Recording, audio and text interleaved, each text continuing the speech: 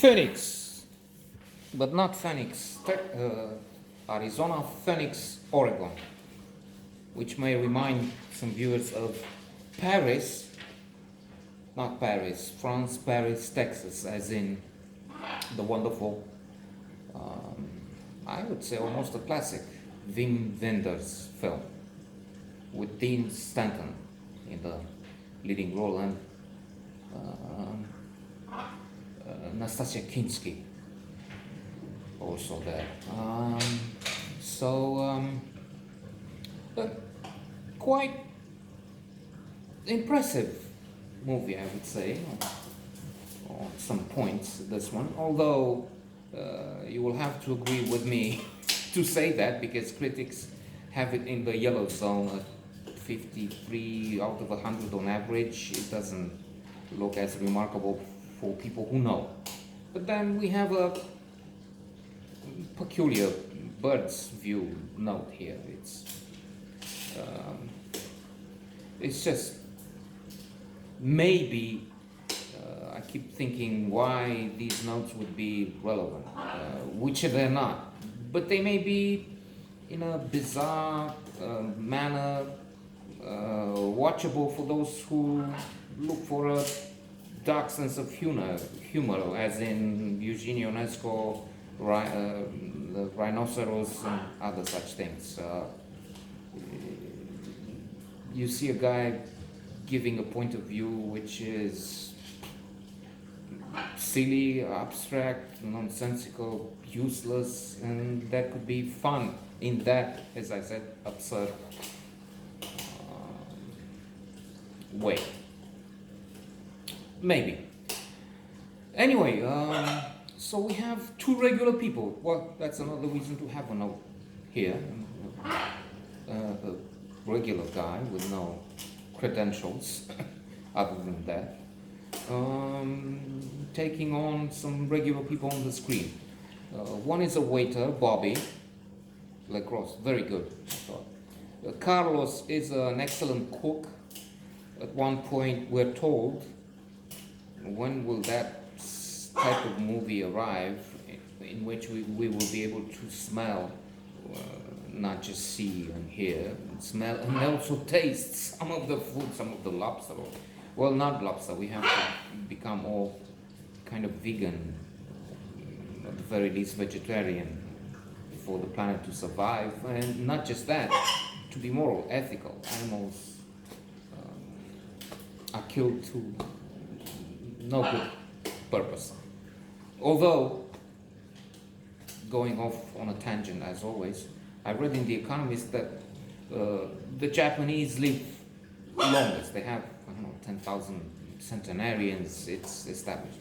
And they looked at the things that happened there, and they have Ikigai and some other, of course. But just briefly, for a little sideline here, we need to return. The diet has very little meat, but it has some meat. So I was thinking, well, I don't know about that. We have to see, because otherwise vegetarians are predisposed to not heart disease. Vegetarian diet is also healthier. That's also established. I understand. Vegan, two or more. But few heart disease cases compared with the rest.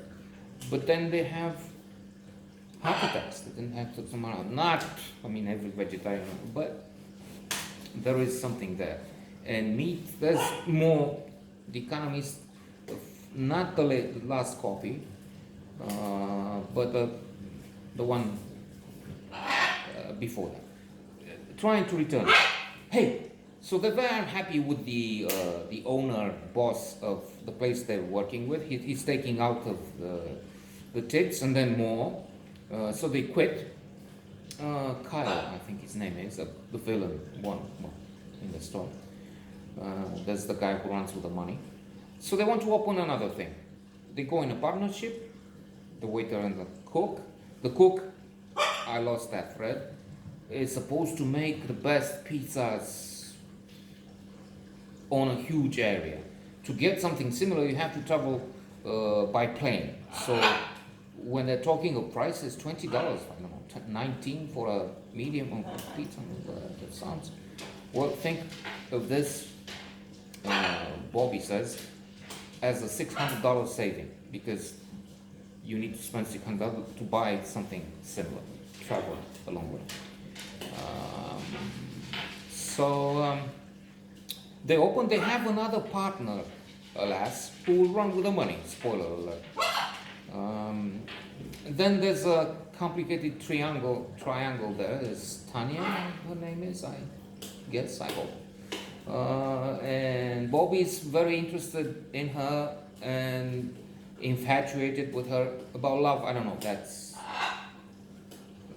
a divine, glorious emotion, feeling, so we need to be careful with that. Thomas Mann says so much in one of his short stories.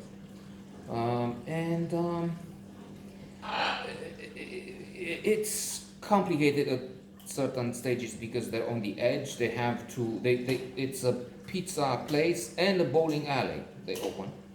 For the bowling alley, they need to spend a lot of money, and they have a rather grotesque, bizarre character that reminds one of the Farrelly brothers. What's the name? There's an excellent comedy with Bill Murray, and that's what comes to mind when seeing this guy who repairs and then is bowling, and Woody Harrelson playing against each other. It's the good guy, well, sort of, Woody Harrelson, and there's Bill Murray, infatuated, arrogant, preposterous, really. Is fantastic, as always, in the role of the villain in a fabulous man.